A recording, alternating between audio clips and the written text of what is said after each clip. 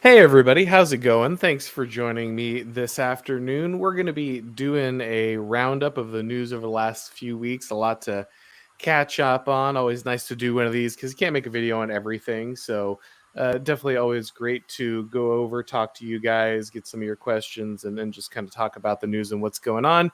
And of course, I am joined by the great American Ostrakon. Thanks for joining me, man. Hey, Auron, as always, a pleasure to be here. Absolutely. Well, we won't waste any time. We're going to go ahead and get into it. So, our first story today is going to be the Olympics, the Beijing Olympics. And if you saw the thumbnail here, you kind of sets the mood for kind of what's been going on with the Olympics this year. Just the visuals have been amazingly dystopian. They tried to hold the Winter Olympics in a place without With a a lot of temperate climate. yeah, exactly. And so you have this really amazing clash where you've got these artificially constructed, like luges and ski jumps, and it's taking place in the middle of like an industrial wasteland with the nuclear power plant behind it. And it looks like someone decided to hold the Winter Olympics in like Fallout New Vegas.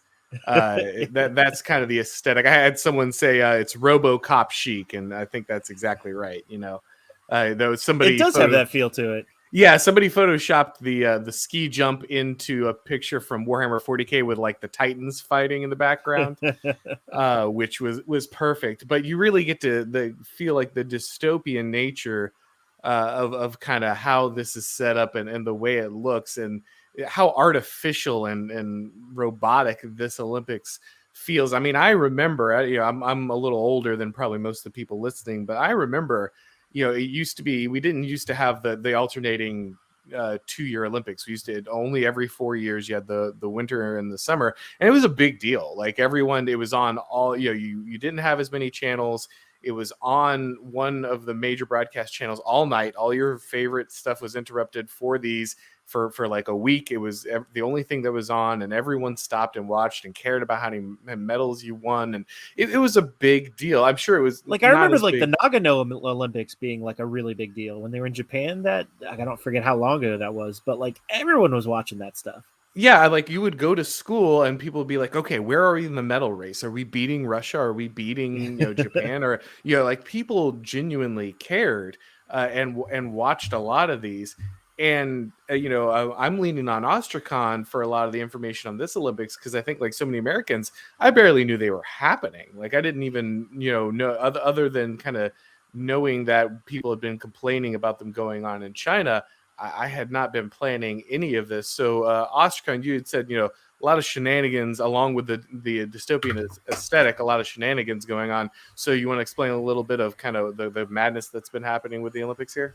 Yeah, sure. So obviously we're attempting to have the Olympics and with a lot of the COVID restrictions, and what I've seen happen or what I'm reading is happening is it's been very arbitrary in how they're testing people for COVID, and it seems to be that athletes that are in direct competition with Chinese athletes or events that the Chinese want to win magically seem to have COVID, um, either like right before the event or during the event, so either they cannot participate, or if they can participate, it's after they've been in quarantine for 5 days in a small room, where it looks like they've been deliberately like malnourished, to where like depending on what floor they're on in a quarantine hotel, they're actually given different kinds of food, which I totally believe.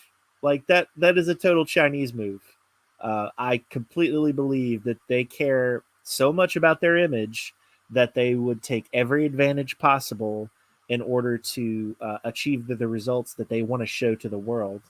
Unfortunately, I think what they believe is a good world image is kind of turned into a bit of a laughing stock to the rest of the world. And that one image that you've posted, where it's the old industrial like power plant towers behind the ski jump, just kind of proves their kind of mental disconnect to the rest of the world, and that they think that this is impressive and look at how great this is, and everyone else is like, wow, this looks like a dystopian nightmare.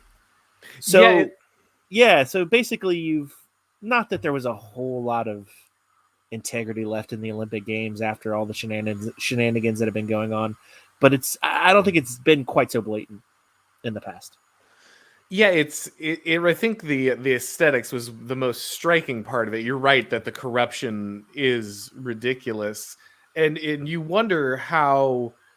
So, some people are like, how could they put these photos out? Isn't there someone there to tell them that this doesn't look good? Isn't there someone to mention that, hey, maybe we should find a different way to present this? And I guess the answer is no at this point, No, right? there isn't. Right. There's no one left with kind of the bravery to say, hey, this is obviously bad. right. And we see so much of this, right? This is not just a Chinese thing. This is an American thing. This is an everyone thing. We have so many of these kind of calcified bureaucratic governments that are, they're decrepit. They don't let any new blood in. They, viciously censor every bit of dissent. They, they lock out anyone who might oppose or, provide another perspective. And so And this is the result. Yeah, exactly. It's a complete disconnect. We get this comic, this kind of comically sad thing. This is the clown world thing, right? Is they're presenting things that should be obviously dystopian as like a positive, like, oh, of course, look at this, that not in no way understanding kind of the obvious, and that's a consistent theme. But I think the corruption is also interesting because we all know how much like COOF restrictions have been used politically. Like that's sure at this point, and we'll go even more into that today, obviously, because we're going to talk about the Canadian truckers here next. But we know that that's been aggressively been the case, is that these, we keep hearing trust the science, you have to pay attention, don't be a denier, blah, blah, blah. If you question anything that a government is telling you, if you question emergency powers, then you just want grandma to die. And then we look at the way that China is using them here, and it's just exactly what you expect, right? It's this incredibly blatant violation of kind of, fair play and what the Olympics is supposed to be about, even though, like you said, that the shine is well off the apple at this point. But it's just, it's just a very blatant and clear, attempt to bully people with this just being the excuse. It's so often that these restrictions in every avenue, be it politics, finance, whatever it is, and now sports, these restrictions are always used, reward my friends, punish my enemies, and kind of destroy the credibility of any idea of kind of neutral or institutional value. And it's a shame. In a sense, for the athletes, I'm sure that they, this is kind of their moment in the limelight. And they train hard, and okay, some of them are, just from some of the things you've seen on social media, they are kind of prima donnas. But if they made a lot of effort, I'll give them that. They trained a very long time to do a sport nobody cares about, and so and this is like their moment to do their thing, and to do the double man luge, which is bizarre, yeah. But to just have kind of have that robbed from them. And then also it's just, the statistics don't lie. Viewership is way down. Basically it's, we should celebrate people's honest competition with each other, physical competition. And it's kind of sad in that way. Yeah, it's a failure on a lot of levels because, like you said, first, whatever you think about the athletes themselves, at least at some level, this is supposed to be a competition of merit, right? It's supposed to level the playing field. It's, unfortunately, some of these are judged sports, so you have the thing where people will favor one or another, but in many cases, there's just an objective outcome. Like this person is clearly better. You're racing against a clock, or exactly. You have shot, you have hit a target more accurately than everyone else. These are objective things. Yes, and it should be something. It's one of the purest forms of competition, and it's something that has survived pretty much every other kind of cultural decay. In some ways, it feels like this is kind of one of the last things to go, because when everything else was crumbling, at least you still have the objectivity of sports, right? It's something you could put aside the politics on, and you could put aside the preferences and the bias, and people could just compete. And of course, we know domestically in the United States that hasn't been the case for a number of years now. And seeing that kind of make its way to the Olympics is bad. But also, I think this comes, especially in the West, from a deterioration of national identity, right? If your nation doesn't mean anything, and it so often is the case now, right, that people who move to the US, play in US sports leagues, train in the US, the minute the Olympics come around, they go back to their home nation, or they only participate in their home nations. And so this strips the competition of a lot of things, because what you really have is a bunch of American residents participating in an event in which they participate under the flag of another country. And on top of that, the general notion of where you're from and what a nation is and why you should have any pride of that, and what makes someone a resident or a citizen or a person from their nation, all of those concepts are either, kind of being redefined or collapsing entirely, or being intentionally ground into the ground. And so it's really hard to generate kind of the drama and the pride and all the things that used to be associated with the Olympics, when pretty much everything that makes it what it is just being melted down across many different countries, not just America, but many different countries. And then what you get left is really the Olympics is just this goo, right? It's just this pile of people competing with no all loyalty. Live on the right. They all live on the east or west coast of the United States, and then they'll go back and represent their country, and then I'll see you next door when you come back to the States, right? Which is. I mean, there's always been like athletes for hire, so to speak, for different countries, but I know what you mean. I understand what you're saying. It does kind of like, it's supposed to be a moment of, national competition and the spirit of fair play. And it's not even that it's become nation versus nation. It's like nobody even cares about that anymore. So it's not even like a national pride thing. It's not a personal pride thing. And it's just, as a result, the viewership speaks for itself, to where, people have tuned out.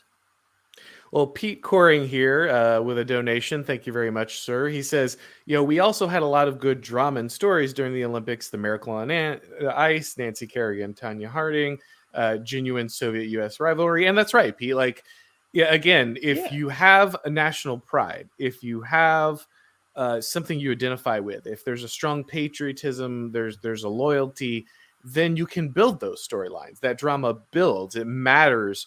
The times where the U.S. lost in basketball and wouldn't even go pick up silver medals, like that kind of statement about like where we think we should be and the pride that we should have in our ability to dominate is just kind of gone, because there's no longer that connection to the events surrounding it and to kind of the symbols that they provide. In many cases, you have, athletes, basically like turning their back or whatever, even when their nation's song is being played, something that you would fight your entire life to do, to stand on an Olympic podium and hear your national anthem with your flag behind you, something that basically would define the entire life of an athlete, is now being tossed aside so you can do some kind of petty political drama. And that's just, and if they don't care, why should we? Exactly right. If the people dedicating their lives to this stuff aren't going to care, then why would we care? And I guess that's the unfortunate conclusion, really, is it's just not that big a deal anymore.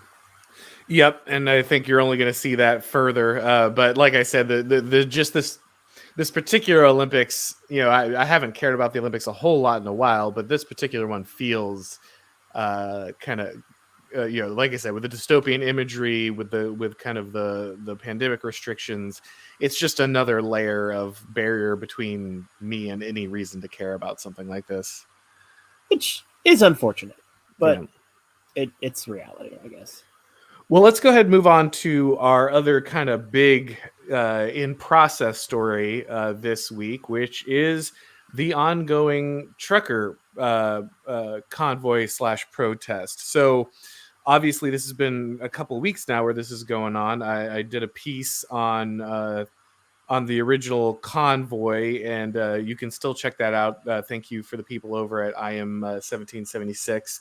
Make sure to check out that website, or you can watch the video. I turned it into a video for this channel as well.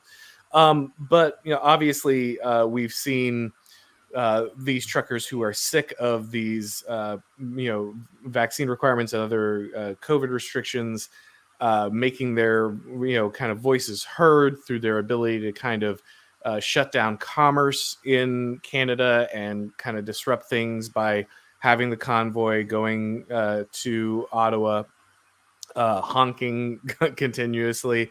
I think it was HP Love. Zero HP Lovecraft, who said, how fitting that clown world would collapse under the sound of 1,000 honks, honking horns. But obviously this has been a big problem for Canada. We've had Justin Trudeau fled the capital, went into hiding. We had big threats coming. At one point, GoFundMe shut down and attempted to basically steal the money from the truckers. Like $10 million at the time. So guys, just never use GoFundMe again, to be clear. Like, never trust that site, never have any involvement with it. But then the new site, I think Gifts and Go, that raised money for the truckers, they were willing to continue to disperse funds, and they raised a bunch of money.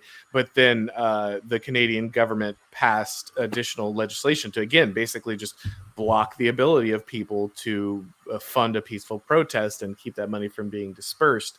The big thing that's happening now is, in addition to the protests in the cities, the truckers had blocked one of the, I think actually multiple, but especially one of the major arteries into America from Canada, the Ambassador Bridge. And this is one of the big problems. When you have a society and really a whole civilization, Western civilization, is based on this like just-in-time, well, the world economy really, it's based on this just-in-time logistics system, right? Like, nothing sits in warehouses for too long. Nothing arrives too early or too late. It gets there right when it's supposed to make things work. And that lets you squeeze out the profit margins because you're never having to store things longer or, sit there with dead time where you can't process things. And that sounds great on paper until like literally anything happens. And so when you start seeing your regime shift from like soft power to hard power, like we have with these restrictions, then it starts to show how kind of weak the regime is, because you see like, a couple of truckers stopping their trucks on a highway can start shutting down your country. And so the Ambassador Bridge had been shut down. They had said that they needed to be cleared. There was some kind of court injunction, I think, that said that had to be cleared. The truckers refused. When the police initially came, I think, to arrest people on the bridge, there was actually a kind of a moving moment where a number of veterans like basically formed a human line between them and the truckers and said, like, if you want to move these truckers, you're going to have to like be on camera beating like decorated veterans, retired veterans on camera. And so that stopped a lot of this. But then I think this morning, as I understand it, it's a little fuzzy. I've been going through some of the reporting, but it's still a little fuzzy. But it looks like the police had started arresting people and had started successfully moving people off the bridge. So it looks like the traffic is still kind of blocked, but at this point it might be more the police removing people and towing away trucks than the actual, than the protest itself. But Ostrakon, what do you think about this? I mean, even if they clear this, even if they manage to kind of break this one blockade, this has shown some pretty serious chinks in the armor, right? Sure. I mean, what's the old saying? Amateur study tactics, professional study logistics. Mm-hmm. And I think it's become very clear that maybe this, while this isn't a particularly interesting aspect of governance for Justin Trudeau, it is literally, it is probably one of the most important aspects of governance, is the ability to transport goods from one location to another in order to feed all of your cities. And so when you have, these people who really are the lifeblood of logistics for your country, um, disgusted by these mandates and just refusing to comply, at the end of the day, what we're seeing is that he's listening to them. Now, of course, on the face of it, he's not. But look at the reaction and look at the change in all of these COVID policies. I mean, it's all political at the end of the day, right? Like the change in COVID policy in Canada is based upon public sentiment. It's not based upon science. If you look at, I mean, you look at here in the United States, where companies were starting to complain that 2 weeks was too long for people to be out of work. So what did the CDC do? They changed it to a week. So you can't tell me that politics and economics are not driving policy for this pandemic. And that's the real point of all this, right? It is not the science. It is what is politically expedient and what is economically expedient. And that's what they're going to do. Yeah, and we've obviously seen this on pretty much every level from, the vax is going to, we just have to hold off until that comes around. That'll solve the problem. Well, actually, it was never meant to completely stop it. It just slows things. Well, it doesn't actually prevent transmission to now where I don't know anyone who's gotten that and hasn't gotten COVID. But then on top You're never of that, going to have a politician who doesn't claim victory, right? Oh, like it's yeah. Well, and then you have it's always going to the same. They're always going to spin it to be. Sorry, I keep cutting you off. They're always going to spin it in such a way that it was the way it was supposed to go all along.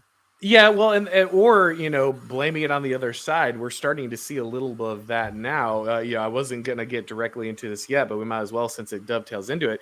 Biden's approval numbers are disastrous, and never trust polling entirely. To be clear, like polls are always pretty sketchy, especially modern polls. But either way, like even if the polls are off by 20 points, it's still a disaster. I think one poll was showing asking people what do you approve of that Biden has done, and 58% said nothing, like not a thing, like no area. And this is supposed to be the guy who got the most votes in American history, right? That's what we're supposed to believe.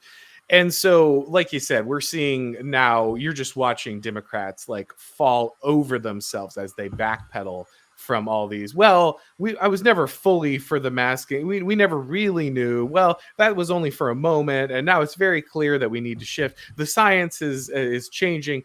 No, it's not. None of this has changed. All of this has been known. There's no vast new chunk of studies or information rolling down that have changed any of it. Like you said, it's all purely political. We all know it at this point. So it's, again, I someone asked, did I create? It's not hypocrisy, it's hierarchy. No, I didn't. Adrian Vermeule actually was the first person to say that. I did say it a lot, and so it kind of, a lot of people associate it with me because I used it because it's a good formulation, but I didn't create it. But I think everyone gets that at this point. So I'm not going to beat to death that these people are going to continue to do this stuff because they can, and the fig leaf is whatever it is. Though I guess the point is, and this is the ongoing thing, is the kind of the cathedral, the ability for our kind of oligarchy to control people through the manipulation of mass information was really predicated on their ability to do this slowly and in a stealth manner, right? If your major weapon is literally like mind control, the ability to manipulate public opinion, then people shouldn't be able to see it, right? If it's working. And the fact that not only can we see, that's the whole point of it. That's the whole point of it, right? If it's successful, then people aren't noticing it. But the fact that people not only notice it at this point, but like your average normal, I think even Democrat at this point kind of will be like, yeah, they kind of say things differently, pretty quickly. Like the fact that the speed at which the narrative is changing on a regular basis and the amount of kind of weapons they bring to bear on the populace in an attempt to force them to, just say 2 + 2 is 5, and then 2 + 2 is 6, and then 2 + 2 is 7. that is wearing on the system quickly. What we're seeing, especially when you look at something like Biden's poll numbers, is just a complete narrative collapse. And especially, I think, when it comes to the idea of like human rights or constitutional rights in the West, right? We've had this liberal narrative of, well, our governments are restricted by their ability to control people because of the rights they're afforded to the population. And this has been basically the central story of our nation since at least World War II. And that has gone a long way, even with the right, even with conservatives. But when you're watching like Australia lock people into detention camps, and you're watching Canada threaten, Justin Trudeau literally like threaten the children of protesters, who are very peaceful after like supporting people who burn down American cities, now threatening the children of people who are having peaceful protests. When you watch the narrative on the pandemic and all that stuff switch so often, and just ignore any semblance of human rights, it gets really difficult, even for your average, middle of the road, unplugged person, to really pretend like this is working. It's if everything was going well, they could sell the narrative better, right? But with fuel prices increasing, exponentially, with grocery stores half empty shelves, with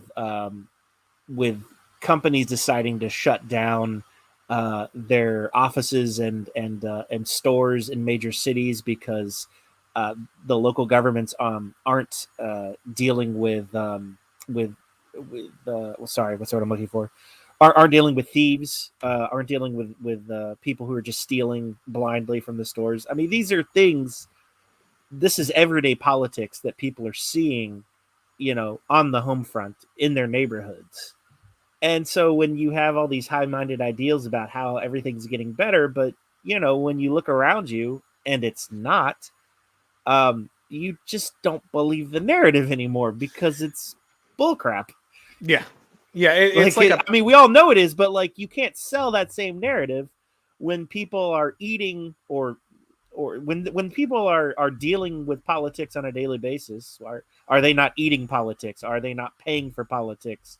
When we're in an economic decline, are we not living politics? We are, and this is a much more real and everyday sort of politics than what they are trying to sell, in the federal government or higher, or not just federal government, but like let's just say at national level government.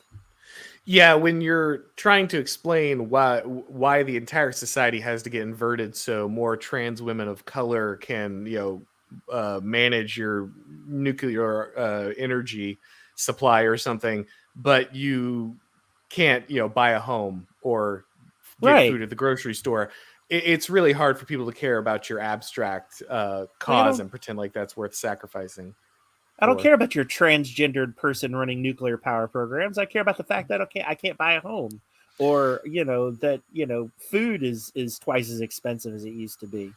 It's like, fine, you can have all your weird eunuchs and stuff in power, but if the government's not running the country well, then I don't care. Yeah, and the other thing is, part of kind of the total state that we've been approaching, where the powers that be, the governments and along with the private institutions and educational media institutions, a big part of their power has been like basically forcing everyone to care about politics, right? It's not enough that you don't care about politics. Like, you're expected to care. You're made to care. If you're not on Facebook signaling how much you care about whatever the trendy political cause is, that's concerning to your employer and your friends, right? Like, so everyone has gotten into this mode of not only like needing to kind of stay quiet about what's wrong, but needing to actively declare their allegiance to what's right and be plugged into these things. Well, the problem is when you're trying to make every single thing political and then you start messing up really bad, everybody notices really bad because everyone's there. Like, it's you made right, everybody paying attention to you. What you got, buddy? That's exactly right. You're bad at this. Yeah, you thought that making sure that everybody had to be extremely online, plugged in, and blaring the sirens at all times was it was increasing your control, and it did for a while. But now the fact that everything is crumbling and everybody's still blaring those kind of things loudly, it starts to really be a problem for the regime. But let's see. Oh, I see some people saying that they are not. I see someone says they're on the bridge and that things are not being towed away. So yeah, I don't really. Sorry, guys, it's hard to get really good, consistent Actual reporting. information. Yeah, there are independent journalists on the scene, but all the mainstream people are basically useless. They're ignoring the story for the most part. It's funny because normally it's the the American media ignores all the important stories in America, and so we have to go to foreign news sources to get actual information. And now it's the inverse from what I've heard. Like no one in Canada is really covering anything, and it's the Canadians are having to go to like Tucker Carlson to get news coverage on what's happening in their country. But either way, it's hard to get accurate updates. I'm sure we'll know more. Either way, it's really interesting that even if these protests are taken down, even if they completely clear everything out, I think this has made it very clear how vulnerable the system is. And while, again, I'm never a big fan of mass politics, I don't think that they tend to by themselves coalesce into substantive political movements. You look at places like France where they have a protest a week, but it doesn't actually change anything. That's a possibility. You could see those things more and more in the West. But just the fact that these things are successful and they shut down the things the way they do really is it's an indication of where we're going, even if it's not even if it itself doesn't turn into a cohesive political movement. But Peter Coring again, donating, thank you, sir, says the trucker protest brings up the perennial question: does the ruling class hate the working class because they fear them, or merely to scapegoat them? So I think I understand what you're saying, and I think they're different as long as they're not bothering them. So that's the thing is class politics are difficult. So I'll say this: I've had people like Tink Zork on my channel, and Malcolm is a Marxist. That's his lens. That's his analysis. And one of the reasons I like having him on is he's a Marxist, but he's someone who is still kind of primarily dedicated to the working class thing, right? He hasn't gone woke. He doesn't care about your gender politics. He doesn't care about your feminism.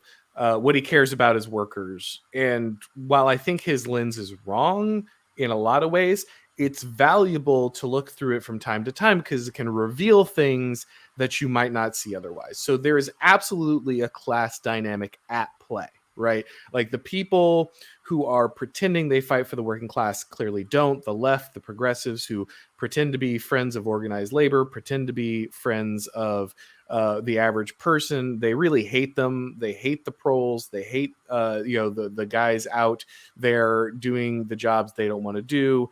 And it's very interesting because during this trucker protest, of course, we've seen the same arguments you so often see from Marxists. They're like, oh, well, the truckers own some of their equipment, so they're actually small business owners. They're actually petty bourgeoisie. They're trying. Right?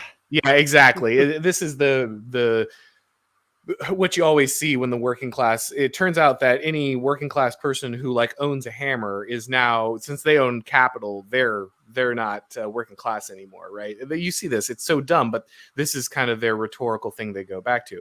So is there a class dynamic in play? Yes, because the people are obviously trying to shift the definition of working class away from people like truckers and construction workers who are traditional and conservative in temperament and will side with the right in general. They are trying to shift the definition of working class away from them because it's very inconvenient that the working class hates them.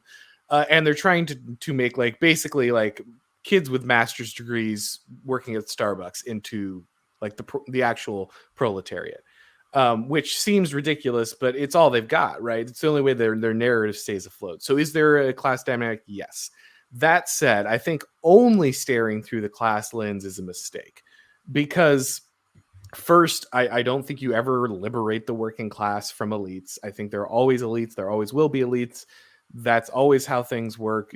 So the best you can do is get a good elite that cares about the people and is tied to the well-being of the people. Also, all political movements are multi-class. There's no such thing as a mono-class political movement, at least not successful over time.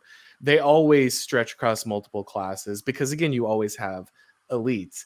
People, as much as people who are kind of Marxists at their core are going to hate this, the truth is people don't actually organize around class, right? You'll see some of the post-Marxist people be like, "Oh, I hate identity politics. People should organize around class." Well, actually, that's just identity politics. You just want the identity to be their class instead of their nationality or race or whatever, gender, whatever it is. But the truth is most people don't organize around class. You can get something going. It's not that it's not a force that matters. It does. It's stupid to take any one thing though and make it the entirety of your understanding of power or politics. That's where pretty much all of these like neat systems fall apart. When you try to turn anything into one grand unifying system, it always fails. And that's as true of class as it is of economics, as it is of race or anything else.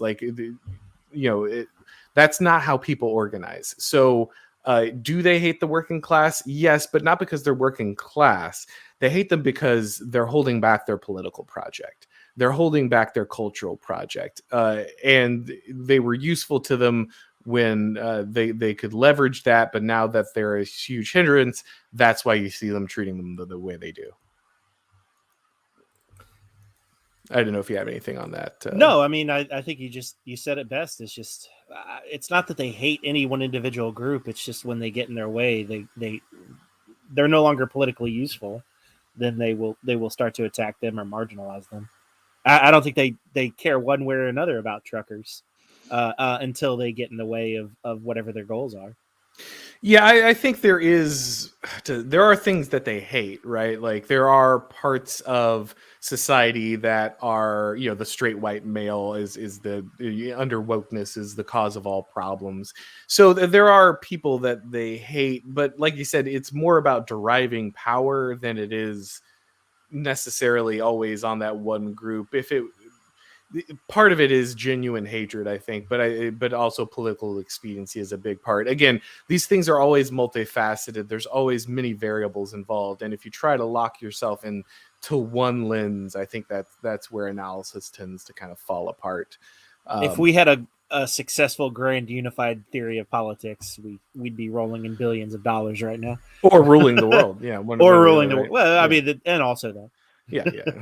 Yes, and not an either or, right? Yeah, exactly. So Ronald Fisher for $100. Thank you very much, man. That's incredibly generous. I really appreciate it. Ronald says, how to discourage normie conservatives from being the dragon thrashing around and trying to vote and change things through the system. Yeah, Ronald, that's kind of the $100 question in this case, right? Like that's the big question of in a lot of ways. It's hard, right? Because in some ways I understand and even sympathize and think in small ways controlling local areas isn't totally a bad idea, right? I am not going to beat up on anybody for wanting to control their local school board, control their county commission, and try to defend their area as long as possible from what's happening. As someone who benefits from living in one of the free states during this whole COVID thing, I can't pretend like your local government doesn't matter. Like the people who were locked in their homes, not seeing loved ones as they died at funerals, wearing masks to everything.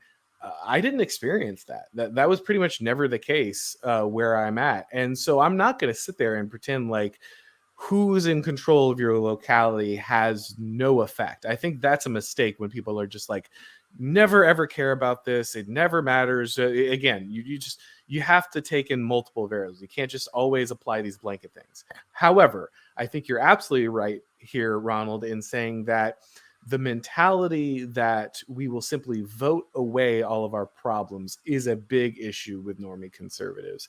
It's something that that they are starting to understand, I think. I think that's a lot of what happened with Trump. I think it's a lot of what you're seeing now is people saying, look, we put people in power who are supposed to change things.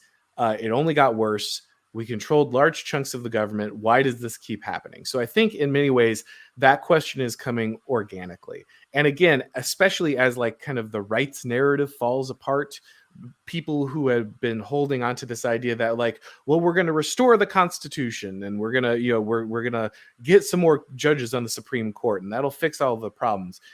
Watching what's happened over the last year or two really has dismantled a large part of that. And if you push even slightly on a lot of those narratives, like gently, when you're talking to your relatives, you're talking to your mom and dad, you're talking to your grandma and grandpa, who are holding on to those things, just some slight questions of like, but if these things are supposed to protect us, how is the government able to do this?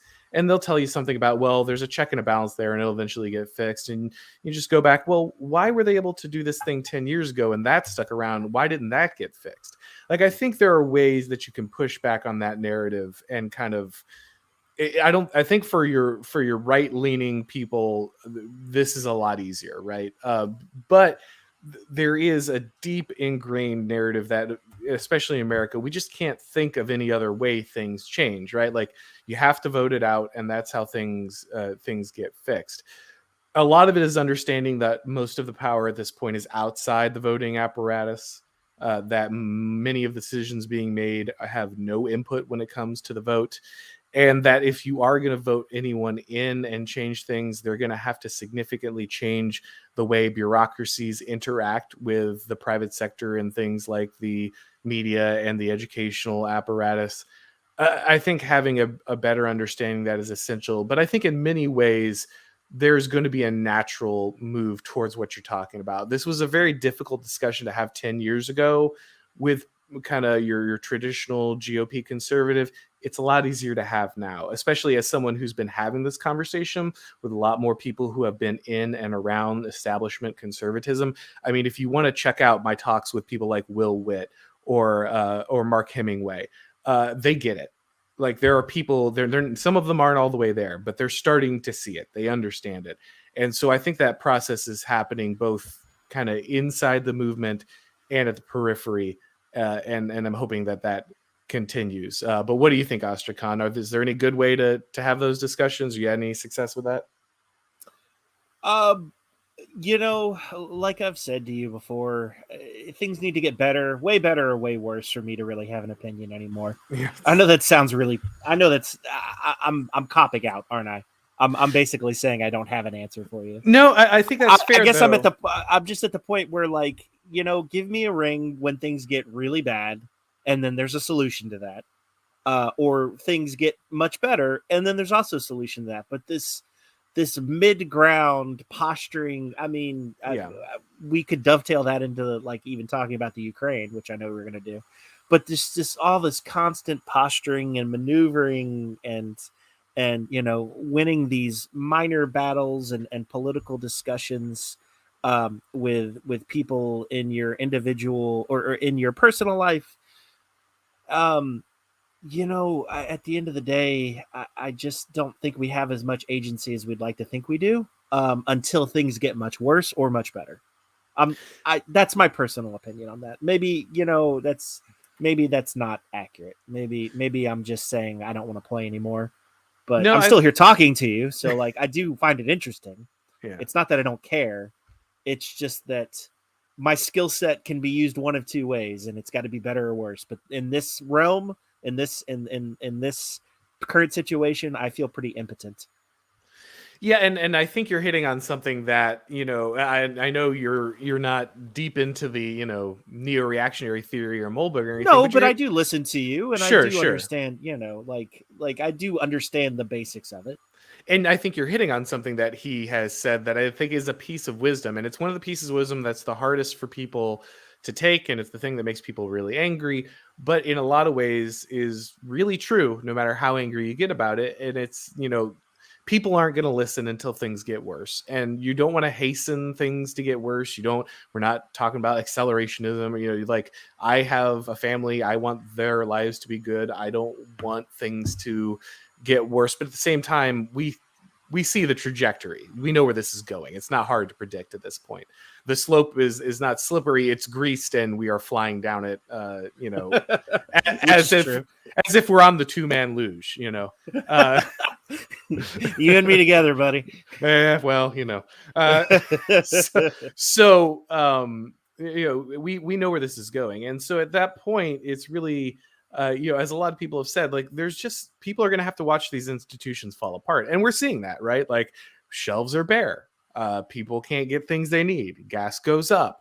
Those are the scariest things to me, by the way. They are, like, seeing half-empty shelves is really scary to me. The material effects are coming, and people are starting to see it, and they're starting to ask questions, and they're starting not to trust the people they trusted before. And that's when, they start asking questions like, does anyone have a solution to this? Is there something outside of what I've been told for this? And so, those things are coming, whether we want them to or not.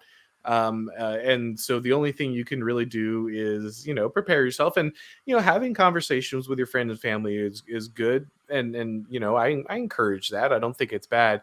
But at the same time, I also, had a lot of family events this week. And let me just say, guys, at the end of the day, family is what matters. Community is what matters. That's why politics matters. Politics doesn't matter so you can be right. Politics doesn't matter so your ideology wins out. Politics matters because it's what involves the continuation of your family and your way of life and your culture and your people and your belief system and your values. That's why it matters. And so if any of that, if having that discussion or whatever is endangering that, then you're doing politics wrong. You know what I mean? It's not that you're not, everyone has people they disagree with, but just remember at the end of the day, why politics matters. And I think if we had the well-being of our communities and our families and our nations in the forefront, a lot of our political problems wouldn't be there. But of course, one of our major problems is the people running the thing don't care about any of that stuff, and that's kind of why we're here. I agree. It's that indifference from our higher level government, right? It's just at the end of the day, I've got this high-minded political concept that I want to execute. And if you're getting in the way of that, regardless of the facts of the situation, then you are causing me problems and you're to be marginalized or dealt with. And that's what it really comes down to when people are asking is like, do they really hate people? It's like, I just don't think they care at all about people one way or the other, as long as they're able to achieve their objectives. Yeah, and which if is those people are in the way of their objectives, then I guess they care in the sense that they want to get them out of the way. But yeah, I mean, you say it best when it's it's in the John Adams miniseries when Abigail Adams is complaining to her husband or yelling at her husband, basically saying, when I go into the cupboard and I see no pens and no food and no sugar and no tea, am I not living politics? And yeah. I think that's real politics right there. That's right. Yeah. Things have been so good for so long, and we've layered so many levels of complexity on top of things that sometimes at the end of the day, we forget, like, what's a government for? Make sure the tribe next to you doesn't kill you. Make sure that, your family can eat. Make sure that you can travel in safety. Like, these are the basic jobs of a government. Regardless of the form of that government, that's job of a government. Exactly. And so while I love political theory and I love thinking about these abstract topics, and it's something I spend a lot of time on because I find it interesting, I also really encourage people to remember that at the end of the day, purpose of a government. Exactly. Yeah. And if you don't have the brass tacks, if you aren't getting the people what they need, if you aren't, satisfying your keys, it kind of in power, then it really doesn't matter, the other stuff, because, you're going to topple one way or the other. But that said, you wanted to talk some about the Ukraine here. I feel it's kind of funny that, we had this big buildup and, oh man, any day now, Russia's going to march in and just start, I don't know, wiping out the Ukrainians or something. It's imminent. It could touch off at any moment. And then, it just kind of didn't. And we've been in this weird holding pattern where, the rhetoric keeps getting ratcheted up and we're withdrawing people and our diplomats are burning our papers or whatever. But it doesn't feel like we're really going anywhere. But where do you think we are with Ukraine? No, just like in the olden days when you'd march your army onto the field to broker a better deal, I think we're in a similar situation where, they decided that Putin had decided that he wanted to do a war game type scenario in order to, basically check the readiness levels of his military forces. And, why not do it right next door to the Ukraine and get some political and economic favors, as a result of that. So I really don't think there's going to be an actual invasion of the Ukraine. I think Russia is attempting to increase their sphere of influence, which is, we've talked about this many times. When the United States is on a downturn, you're not going to have a direct attack on the United States, right?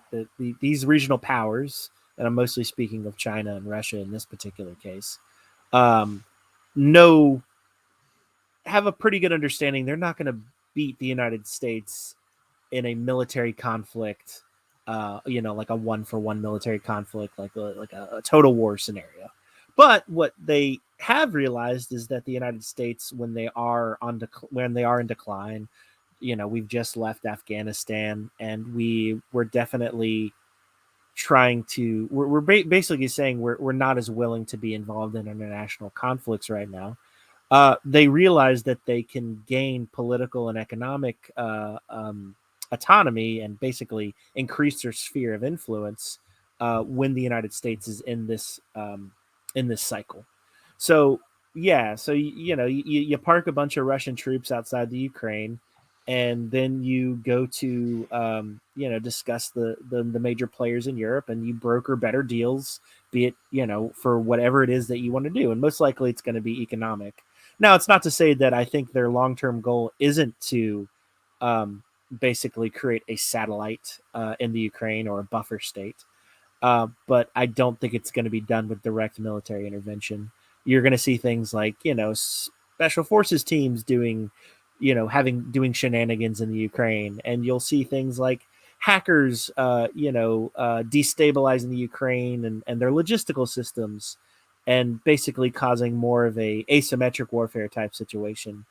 But as far as the tanks rolling over the hill, it could happen. Nothing is outside the realm of possibility when you have troops parked just on the border, but I really don't think that's their goal.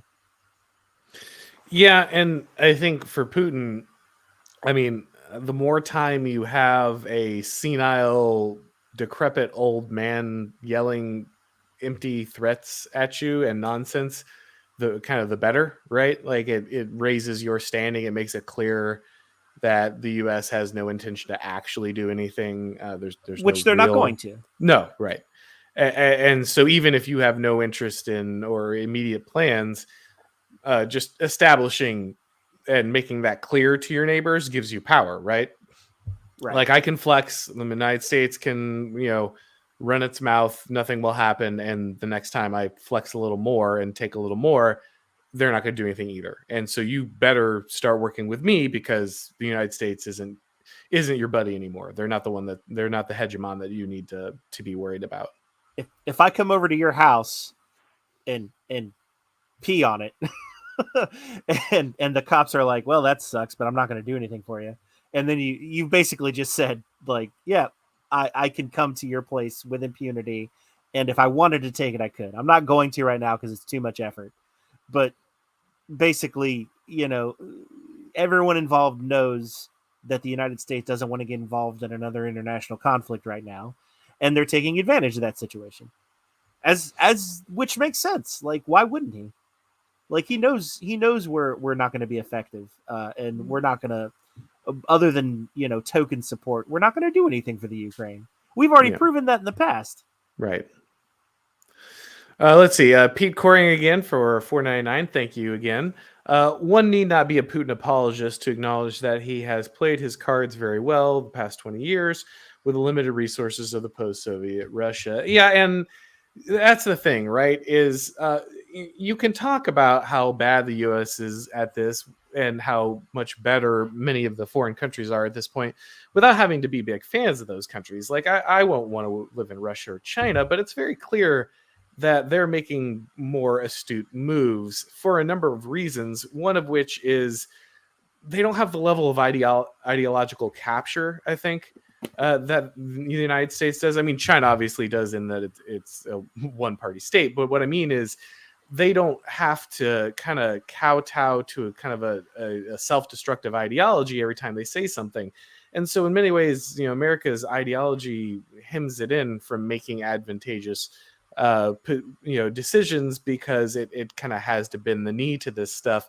And it's very easy then for, Chinese propagandists or Russians to kind of play off of America's sensibilities. They can play off the racial aspect. They can play off the LGBT aspect. They can kind of manipulate in many ways these things because they know the rhetoric. They understand how it works, and they know how kind of the American institutions are leveraging it against the people, and they can play that game too. And that's not something that like Putin or Xi have to do because they don't really have that aspect to their culture. Yeah, they're from at least from our outside perspective, it appears that they are playing global politics better than we are right now. Yeah, well, it's hard not to, right? It's just like, yep. The fact that you're playing at all seems to like you're playing better than America at this point. We're so, I feel like we're very inwardly focused the last few years. That it feels like the American government has been more concerned about the American people than outside threats. Which you can tell because it's been deploying the American military in particular ways. Right. And it's just like, at the end of the day, like we still have to worry about all these old political players that just because you don't want to deal with them and because you're going to have much more control of the situation in the United States, like China, Russia, they're still a thing, guys. You got to worry about them. Yeah, those regardless of your political. Yeah, they didn't go away. Yeah. Yeah, they didn't vanish off the board just because you decided to start caring more about internal politics. Yeah, absolutely. Which is why, I mean, I think we, that's always kind of been our things that we focused on is like, I've definitely always been more interested in international politics than I have in domestic politics. But I think that makes her a good show because we definitely go back and forth. And we have our different spheres that we focus on. 100%. Yeah, that's one of the reasons I like having people on that can kind of spur things from a different corner here. So Super Nintendo says, remember when UFOs were a thing last year? Yeah. Thank you for your donation. Yeah, they were. Yeah. No, there's so many, it's funny. I do these tweets and there's some of my best performing tweets where I'll just remember a moral panic from like a year or two ago and be like, hey, remember when this was like the most important thing in America? And then we just never talked about it again. Like, remember when like every woman on a college campus was getting like sexually assaulted and that was like the end of humanity? And then like, we just don't talk about it anymore. Like, did that problem go away? I mean, we don't talk about Afghanistan. No, yeah, exactly. Like, we don't talk about UFOs anymore. Like it's always the new hotness, right? It's and this is the effect of the blaring, the fire hose news cycle thing is just there's always something new. There's always something to distract. There's always something to push an agenda, and we just roll through these topics so quickly that we, something like, hey, we have pretty credible evidence being put out that like UFOs are an observable phenomenon and the US government's known about them for a long time and we just don't have an answer to that. Like the fact that they came out and then like it just wasn't a huge issue, just tells you the speed at which we cycle through these events and how relentless it is. And like I said, I think this is, you're just burning out the dopamine. You're right. You're just burning out the receptors at this point. There's only so much you can only so many times you can just immediately demand the refocus of the population's interest until eventually just no one cares or everyone cares too much and it just kind of collapses things. Yeah, it's when you always have a flavor of the week, it's just eventually, which I think is the point, really, is that to just have people not care about anything ever. Or care about certain things all the time, right? I don't think it's actually Right. for people not to care about anything ever. I think that will eventually be the outcome because people have been made to care so often. But I think in many ways, we're made to care more than at any other time in history because we have so many of these highly politicized things built into kind of like our civic religion and into our cultural fabric. And so, like, if you're not up on all the newest pronoun requirements and all the newest things you have to do, basically all the ways you need to genuflect before kind of these different issues, then you'll lose your career, right? Like you can be wiped out Oh yeah. in a day because you didn't get the newest download, the newest update on some of that stuff. At the same time, uh, it's making people care less than they ever have about actual issues, right? The things that really matter. And so I think that's obviously part of the Ukraine story as well, right? Is that Biden's poll numbers are tanking, the economy's collapsing in a lot of ways, inflation's out of control. What do we need?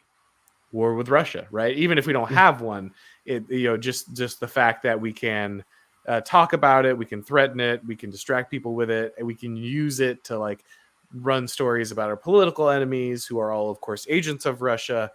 And again, you can tell about how kind of weird our politics is because for one side, Russia's the worst enemy ever. For the other side, China's the worst enemy ever. And in reality, like our own government is pretty much the thing that is most negatively impacting Americans at this point. But Um, it's just like the Olympics, right? It's over there and nobody cares. Like right. nobody really does. Anyone in the United States really care that Russia would potentially invade Russia would potentially invade Ukraine, other than people who are focused on foreign policy? It's the same concept as the Olympics. If it's not directly affecting people here in the United States, you're not going to be able to use that as a real distraction from problems here. Yep. No, I think that's absolutely true. I don't know. And in a way, that's Last good. No, I know that sounds really depressing because we should care, but in a way, it's good because the government can't use an international distraction to pivot away from real domestic political issues. yeah, it's a weird thing because again It's like it's not going to work, buddy. Nobody cares in the first place. yeah, it's in some ways the fact that we can't be distracted by those things means obviously things are worse here, so that's bad. Right. But at the same time, that means people are focused on the things that really matter, and they can't be distracted because they have to care about the things that matter. They have to focus on those things, which is kind of good, even though the thing that brought it about is bad. It's like we talked about. It's just one of those things you don't want to see things get worse, but you know that the only thing that's going to bring people back to focusing on what matters is if they get Things worse. get worse. And And so that's you're my not answer rooting to you for it. earlier. Yeah, it is. And I know it makes me sound like I'm indifferent, but I'm really not indifferent. It's just that, give me a ring when things get worse or things get better. Because right now I just feel, other than dealing and taking care of me in my personal life and my health and my education and my career, there's really not much I can do at the moment. Well, and in a healthy society, people wouldn't care about politics all the time, right? That's C.S. Lewis said, to I think the paraphrase is something like, a sick society talks about politics for the same all the time for the same reason that a sick man talks about his health all the time, right? You have to care about it because you're in danger. But if you were Right. healthy, it wouldn't matter at all. If things were functioning the way they were supposed to, you wouldn't be in there. And that's a lot of reason that kind of the way we teach politics in America is a problem, right? Is we teach it that like, oh well, politics should be that every man is at every meeting and every civic organization, and they're caring about politics all the time. And it's like, actually, if things were going well, you would need political actors to step in every situation. Like, if your society was functioning, if families worked well together, if religious institutions were taking care of a lot of these things and civic organizations were handling the rest, you wouldn't need to care what every political organization is doing all the time because they wouldn't be that relevant to your everyday life. It's only the fact that basically all those other institutions have, I think, through a mixture of apathy and direct attack, been dismantled, that now everyone has to care about the government, because literally it just does everything, and you can't let it fall into the hands of your enemy because it has too much power, and they'll just smash you the minute they do. I think that's a pretty accurate description. All right, well, our last thing here is Joe Rogan, but I don't know. I don't know if there's a lot to say about this. I guess the more I thought about it before we talked, it's just like, yeah, it's the standard. Dig into the person's past and smear them. Like, it's yeah. So I'm sure most of you know this, but Joe Rogan had obviously a big deal with kind of his podcast is extremely popular. It reaches millions of people. He's far more trusted than any cable news anchor, including someone like Tucker Carlson at this point. And he's over at Spotify. He made that deal with them, and then when he talked about some things they didn't like in relation to the vaccine and possible treatments for the COOF, they started pulling a bunch of episodes, and that wasn't working, and it was backfiring. So they went to kind of the old classic, which is, well, if you can't beat someone or you can't even censor them, just call them a racist until they're made to kind of shut up and go away. And so they dug far enough into his past. And I mean, he's a comedian who's done probably thousands of podcast episodes at this point. So they were able to clip together enough stuff of him saying the no word, the big no word. And that was enough, I guess, to make him apologize and kind of back down in some sense. I guess the only interesting aspect of this is that someone who is really is a center left, non-political for the most part, had so much sway over the public mind in a way that like your mainstream publications and even your mainstream entertainment didn't, that they felt like they kind of had to empty both cannons at him, or both barrels, not to mix my metaphors. The fact that they felt the need to do that is kind of interesting, but I think that's the rest of it, like you said, is pretty standard fare. Yeah, it's the old playbook of just, let's start digging into his past and find things that we can attack because we don't like him anymore. But if they agreed with him politically, they would completely cover it up. Just like Justin Trudeau and all of his horrible things. That's exactly right. Just someone who appears with blackface multiple times, who is currently crushing his the people of his country. That doesn't matter, but this matters a lot, of course, because it's not hypocrisy, but it's just tiresome. Yeah, it is, and of course he apologized and ran away, and that's disappointing. But I don't know. What I thought also was interesting was the number of people who didn't stand up for this guy. I mean, he's a guy who made a lot of careers and, had a lot of what are supposed to be like significant friendships. And a lot of them just backpedaled and ran away. Andrew Yang, what a joke of a human being that guy is. He's supposed to be the next big, like, moderate, I guess, whatever. He's supposed to bridge the gap between right and left, and he just immediately bails on Joe Rogan 10 seconds after receiving any criticism. So interesting to see, as much as that guy has been a key in launching a lot of careers and making a lot of people significant, so few people stood beside him, and that says something for sure. Well, hopefully he can fall back on his millions of dollars. I think he'll be okay. Yeah, I mean, either way, it's like, oh no, he's retired from public life, and now he gets to spend all his time with his money and his property. And yeah, it's the modern day version of the Roman exile to the the villa. Yeah, I'll have to retire to my well-appointed villa in my province and, just go there. What a terrible life I lead. Yeah. I guess the only thing that's going to be interesting is to see if he's going to end up as kind of a Howard Stern character who just basically was edgy, but now just, isn't and just jumps in line and whatever and parrots that to continue his career, or if he keeps pushing a different direction. But that said, we're getting near the end here, guys, so we're going to start working our way. I see a couple of super chats are still in the hopper, so we're going to work our way through theirs. If you have any more questions and you want to get them in before me and Ostrakon wrap up, now is your time. And again, thank you everyone who donates. It's a big help. I really appreciate it. Let's see. Belphosphorus Knight for $5. The current 2022 mimetic worries me. It was shifting to the Normie Center, mandatory fresh prints. I think the right, even libertarians, ran out of memes. Yeah, I see what you're saying. They're definitely trying to return back to kind of that, that central, that kind of centrist, kind of toothless mimetics. I don't think it's entirely done. I don't know that we're ever going to see another 2015 again. If you're looking for the meme magic that we saw in 2015, you'll probably never see its like again. Or it might be a while. I can see if you're comparing it to that.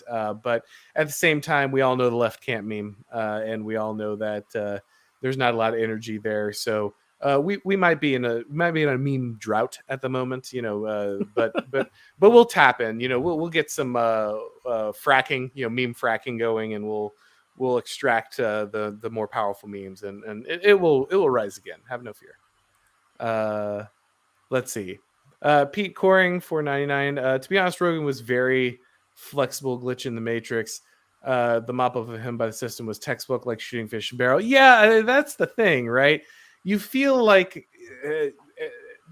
someone like Rogan, who has all the money you need and isn't really that far out of the box and has a lot of friends in high places, should be able to work his way out of this, right? Like you said, it's very textbook. This is a very obvious play.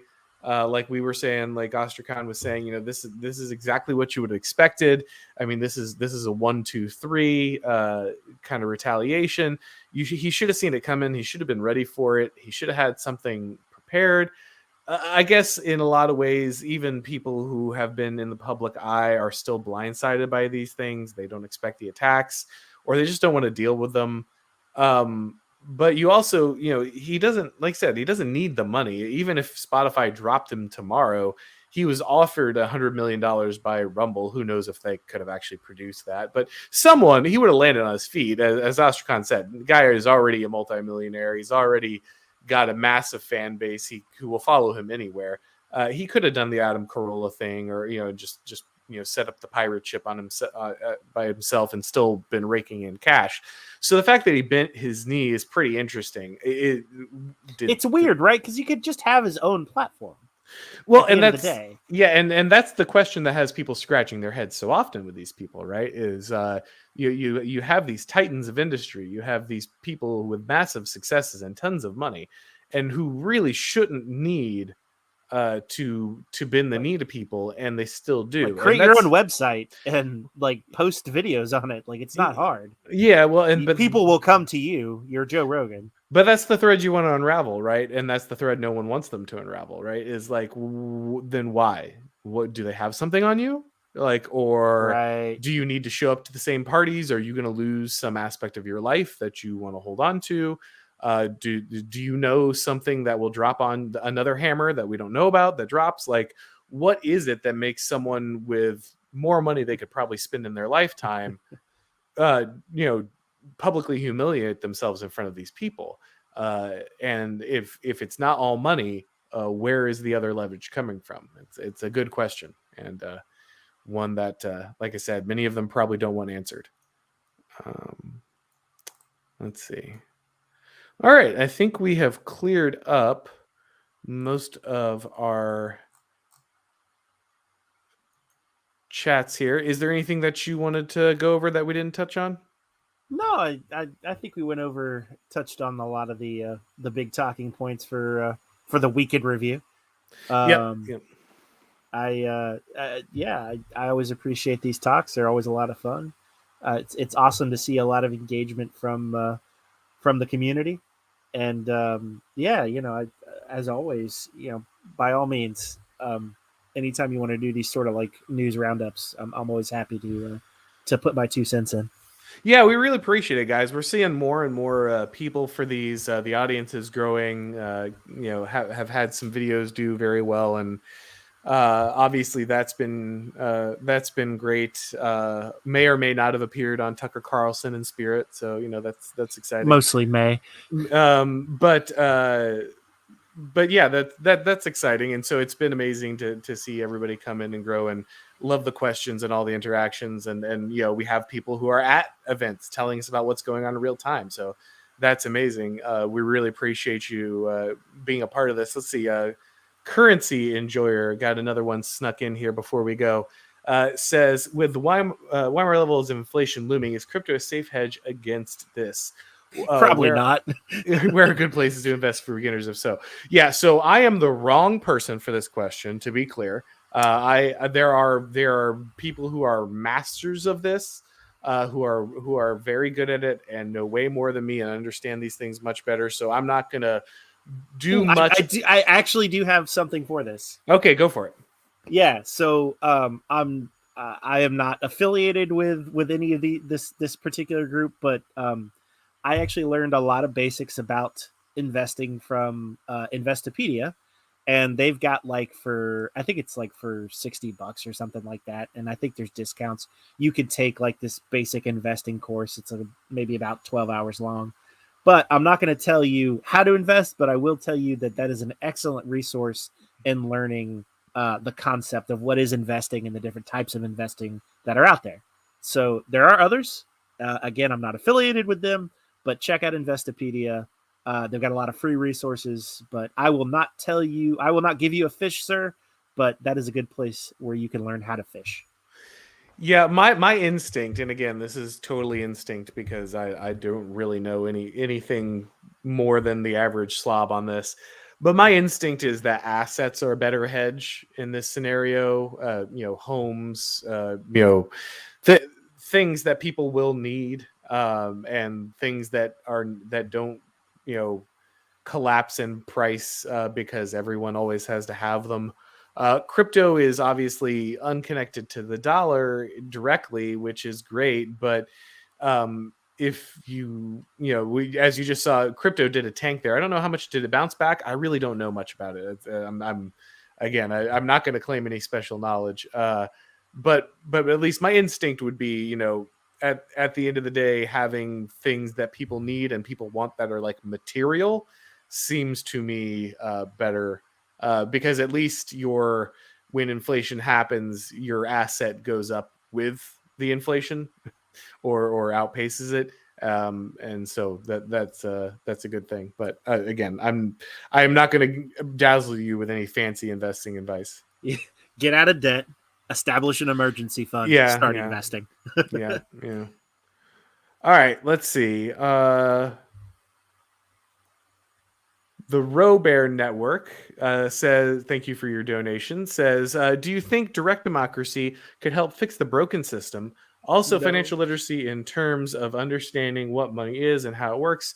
Fiat system has enabled weaponization of currency. So direct democracy would be terrible. Yes. So the answer is no. I'm not a fan of democracy in any of its forms. And direct democracy seems no better. I think democracy is in many ways the problem and not the solution. Not to say that you don't use democratic processes to try to fix some of this problem with what you can. That tool does exist, but I think that democracy in general is a degenerating force. It's been a degenerating force in America, especially as we have divorced our system from any of kind of the traditional things that would have at least attached some aspect of our system to, our republic, to forces outside of democracy. The more democracy we've had in America, the worse things have gotten, and I don't think a sudden increase would be great. Localization is good, but I don't think localization and democracy are the same thing. And in many ways, I think localization without democracy might be better. Financial literacy is another thing. So I think one of the things we want to avoid is, and I understand this is a funny thing coming from someone who spends their time explaining things to people online. I understand the irony. But one of the things we want to avoid is being under the impression that people knowing things is the solution. Like if everyone just understood the inner workings and mechanisms of a complicated system better, that would solve the problem. A, I don't think that's realistic. I don't think that's how people work. I think that's utopian. B, even if you could make it happen, I don't think that actually solves the problem. The problem is, I think, in many ways, that too many people think they have to be involved in a system they're never going to understand. And I think it would be better if we could have more direct and competent leadership in many ways that people could trust, rather than kind of the democratization by just assuming everyone's going to want to understand, take the time to understand, and be made to understand all those things. I don't think that's actually the solution to that problem. But what about you? What do you think? We live under a democracy? I thought we lived in a techno-oligarchy. I was confused. I'm sorry. Yes. Yeah. Well, no, first off, a direct democracy. I just have this image of everyone on their phones voting for like policy. Right. Like, like that's how it would do. Like everyone has the government app of which they then vote on all the on whatever measure has been put forth. And I think that would be really funny, but not very effective. So no, I don't think a direct democracy is the answer at all. And we live in a what was Son of a glitch. We live in a republic, kinda. Yeah, I saw that. I was actually going to bring it up. Yeah, American idol polling. Yes, that's exactly what you get. Yeah, the thing is, people be like, "Oh, we don't live in democracy. We're in a republic." Yeah, that you could have said that at the beginning of our country, right? But it's just not true now. You do. You live in a democracy, and all democracies degenerate into oligarchies. Ours degenerated into a theocratic oligarchy. We have a religious caste oligarchy. Yeah, yes. The particularly because the religion operating our oligarchy is so bad. And so I think I don't think that that's going to fix the problem. And people who cite things like Athens as, democracy and a working model. Yeah, well, if we break things back down to city states, let me know, and we'll give that a shot, right? But that's not what we're not talking about operating a city state. We're talking about operating a globe-spanning empire, or more, actually. Right, we're really more than that. Yeah, but more than that, we're well outside the bounds of what a nation would be. We're an empire, and that's I think one of the main problems, especially for American conservatives, is they don't understand that this is an empire, and so they've had the wool pulled over their eyes about how it operates and what's necessary to operate it, and what it's been doing because of that. I that being said, the second part to that, having some basic financial literacy. I'm not going to sit here and say that you having macroeconomic understanding is going to be useful, but some basic personal financial literacy is a good thing. I think that's excellent. Though a person who's not in charge of their finances is a person who's not in charge of their life. So yeah, of course, I think that's really important. Yeah, absolutely. So to be clear, for you, the individual, yes, you should do that. But as someone who is planning a political system, should you assume that everyone will do that? No, right? No. Like should you get fit? Yes. Should you plan your entire society around expecting every American to get fit? No, right? Should you get financially literate? Yes. Should you plan your political system around people being financially literate? No, right? Like, and I think, again, this is a point that Moldbug has made that is very good. A lot of people just want to return to 1776, right? They want to return to the founding.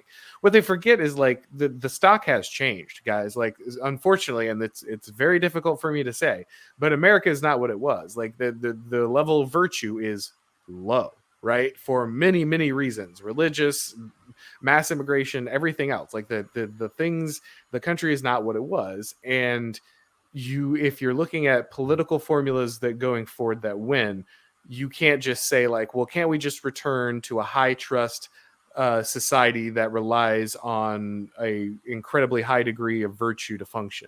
No, you can't, because you literally don't have the building blocks that are necessary for that to function. We've watched those building blocks degrade over time. If we are ever to return to that, it will not be we create the government and then the people become those things. It will we are 3rd century Romans at this point. Exactly. We're not what we were. Exactly. And so we if we are ever to assume that form of government again, it will only be after we go through the difficult process of returning to that level of virtue on every level. That form of government will follow virtue. It's not that we will reinstate that form of government and virtue will follow. And we want to make sure we understand the cause and effect relationship there. But that said, we are now actually out of super chats. So I want to thank everybody for coming by. You've been great. We've got lots of very interesting, thought-provoking questions. I really appreciate that. That's awesome. This has been a really good show.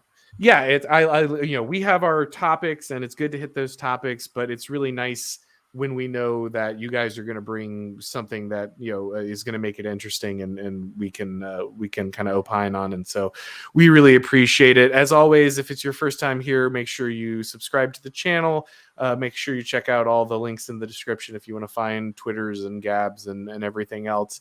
And we really appreciate it. Again, thank Ostrakon for coming on. And as always, guys, we'll talk to you next time.